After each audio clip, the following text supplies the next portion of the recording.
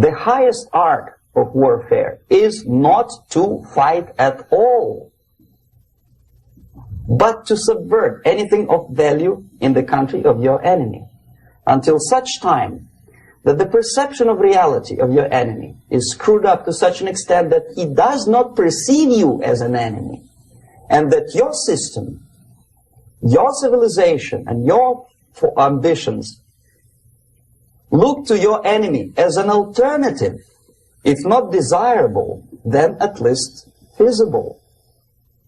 Better red than dead. That's the ultimate purpose, the final stage of subversion, after which you can simply take your enemy without a single shot being fired, if the subversion is successful. This is basically what subversion is. The basics of subversion is being taught to every student of KGB school in USSR and to officers of military academies.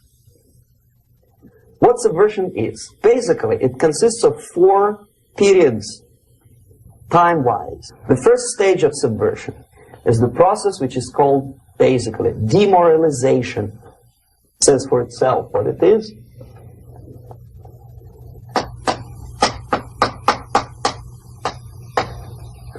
It takes from, say, 15 to 20 years to demoralize a society.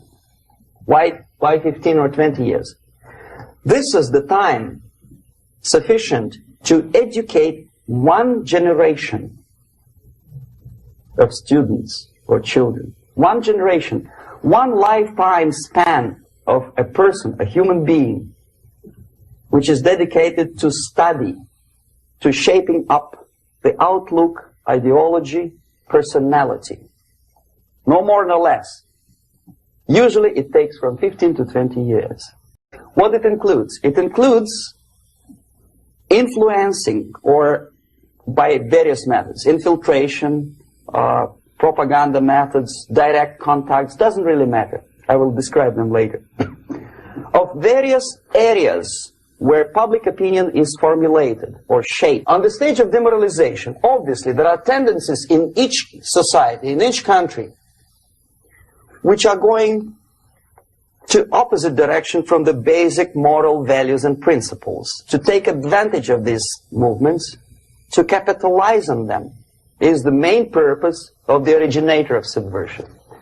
So we have religion, we have education, we have social life, we have power structure, we have labor relations, unions, and finally we have law and order. 1, 2, 3, 4, 5, 6. Okay? These are the areas of application of subversion. The next step is destabilization.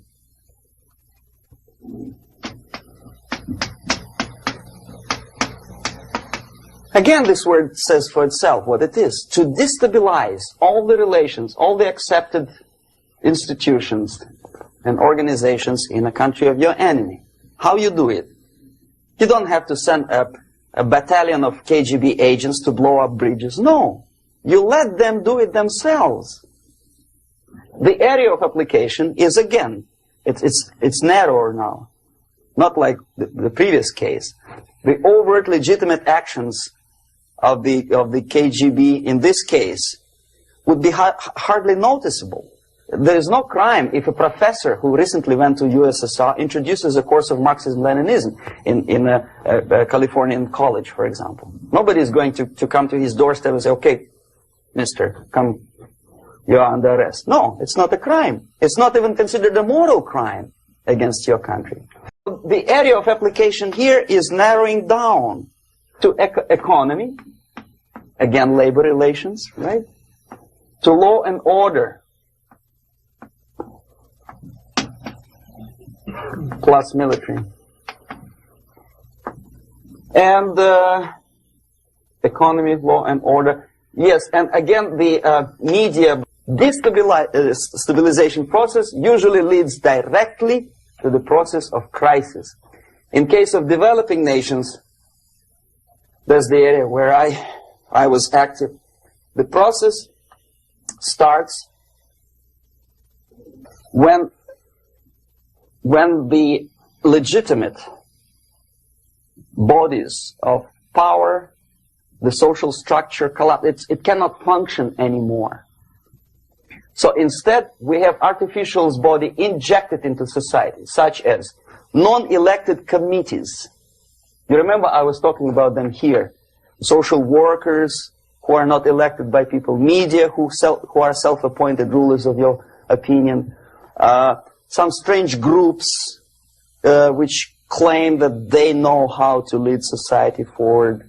They don't usually. All they care is how to collect donations and sell their own concocted ideology, mixture of religion and ideology. Here, we have all this artificial's body claiming power. If the power is denied to them, they take it by force. In case of Iran, for example, all of a sudden we have revolutionary committees. What kind of revolution? There was no revolution yet, and yet they had the committees. They were taking power of judgment. They had the power of execution, they had the power of legislation, and that they had the power of judicial. All of them combined in one person, who is half-baked intellectual, sometimes graduated from Harvard University or Berkeley. He comes back to his country and he thinks that he knows the answer to all the social, economical problems. Crisis is when society cannot function any more productively. It collapses, obviously. That's the word for crisis. So therefore, the population at large is looking for a savior. The religious groups are expecting a Messiah to come. The workers say, we have family to feed. Let's have a strong government, maybe socialist government, centralized. When somebody put their employers on their place and let us work. We are sick and tired of going to strike and missing overtime and all that stuff. We need some strong man, strong government, a leader, a savior is needed. Population is sick and tired already. And here we are. We have a savior. Either a foreign nation comes in, or the local group of leftists, Marxists, no matter what they call themselves, Sandinista, a reverend or some sort, Bishop Muzureva, like in Zimbabwe, doesn't matter. A savior comes and says, I will lead you. So we have two alternatives here. Civil war and invasion. Okay? See how it goes? Civil war, we know what it is. Lebanon is the best example. The civil war, which was artificially implanted in Lebanon by injection of force of PLO, Palestinian Liberation Organization. Invasion we had in many other countries like Afghanistan, name any East European country, it was invaded by the Soviet army. But the result is the same. The next stage is normalization. Normalization is a very ironic word, of course. It is borrowed from 1968 situation in Czechoslovakia, when the Soviet propaganda and after them New York Times declared the country is normalized. The tanks moved into Prague, so there is no more Prague Spring, there is no more violence. Normalization. At that stage, the self-appointed rulers of the society don't need any revolution anymore. They don't need any radicalism anymore. So this is the reverse from destabilization. Basically, it is stabilizing the country by force. So all the sleepers and activists and social workers and liberals and homosexuals and professors and Marxists and Leninists are being eliminated physically sometimes. They've done their job already. Okay? They are not needed anymore. The new rulers need stability to exploit the nation, to exploit the country, to take advantages of the victory. Okay? So no more revolutionaries, please. And that's exactly what happens in a number of countries. You remember Bangladesh? This is the crisis in which I was instrumental. First they had Mujibur Rahman. In 1971, he was the leader of People's Party, Awami League, with mustache like Stalin. He was in Russia many times. In 5 years, he was shot by his former colleagues, Marxists. He fulfilled his function. In Afghanistan, it happened 3 times. First there was Taraki, then there was Amin, now there's Babrak Karmal. They killed each other successively, one after another. The moment he fulfills his duty, the first one demoralized country, the second destabilized, the third one brought it to crisis. Goodbye, comrades. Babrak Karmal comes from Moscow and put into the seat of power.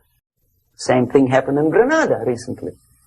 Maurice Bishop, Marxist, was killed by Austin, what's his name, General something, who was also a Marxist. Right? So no more revolutions, please. Normalization now. From now on, no more strikes, no more homosexuals, no more women lib, no more kid lib, no more lib, period. A good, solid, democratic, proletarian freedom. That's it. Now, to reverse this process takes enormous effort.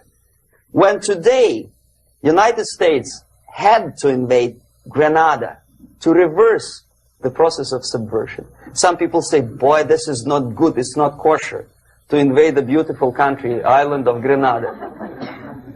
Well, why didn't you stop the process here, when Grenada was just approached by leftists? Why not to prevent Maurice Bishop to come in power in the first place? Did Grenadians want him? Very questionable. They didn't know who was Maurice Bishop in the first place. He came to power by coup d'etat himself. Okay? No, we let the situation develop further and further and further until the crisis and normalization very soon. And then the United States decided to invade country, discovering that the country was absolutely a military base for the Soviet Union.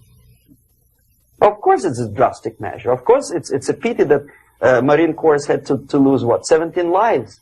Very bad. Why not to stop the process before it comes to crisis? Oh no, intellectuals will not let you. It's interference into domestic affairs.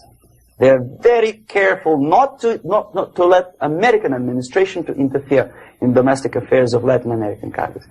They don't mind Soviet Union interfere in these affairs. Okay. So to reverse this process, from here, it takes only and always military force. No other force on earth can reverse this process at this point. At this point, it does not take military invasion of the United States Army. It takes strong action, like in Chile. A CIA covert involvement to prevent the savior from outside to come into power and to stabilize country before it erupts into civil war. Okay? Support the right-wing conservative forces. By money, by crooks or love, doesn't matter. Stabilize the country. Don't let the crisis develop into civil war or invasion. Oh no, your liberals will say it's against the law. The Congress will not appropriate money for covert actions of CIA. Why not? Should we wait till the normalization come and Soviet tanks land in Los Angeles airport? Now, at that point, at the point of destabilization, also the process could be reversed. Again, easily than this. No CIA involvement at this point. You know what it takes here? Restriction of some liberties for small groups which are self-declared enemies of the society. As simple as that.